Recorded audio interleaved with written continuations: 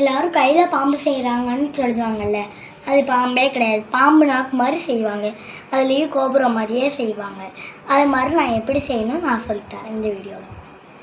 முதல்ல இந்த 2 விரலையும் இப்படி வச்சுட்டு அதுக்கப்புறம் இப்படி பண்ணணும். இப்படி பண்ணதும் இந்த விரலை தூக்கி இதில் போட்டு இதை தூக்கி இதில் போட்டுருவாங்க. இந்த விரலை கூட மடக்கையே கூடாது, மடக்கிட்டோம்னா எல்லாமே போயிடும். அடுத்து இந்த விரலை தூக்கி இப்படி வச்சிடணும். இப்படி வச்சதும் இந்த விரலை தூக்கி இப்படி வச்சிடணும். வச்சதும் இந்த விரலை தூக்கி இப்படி வச்சிடணும். வச்சதும் வந்துருச்சா? இது என்னது? பாம்பு நாக்கு.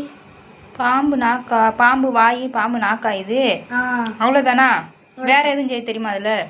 இதுலயே தூங்குற பாம்பை செய்யலாம். செய் டக்குன்னு. அதே இப்படிதான் இருக்கணும். இப்படி பண்ணிட்டு இப்படி பண்ணிக்கணும். இந்த 2 விரலையும் இப்படி மூடிடணும்.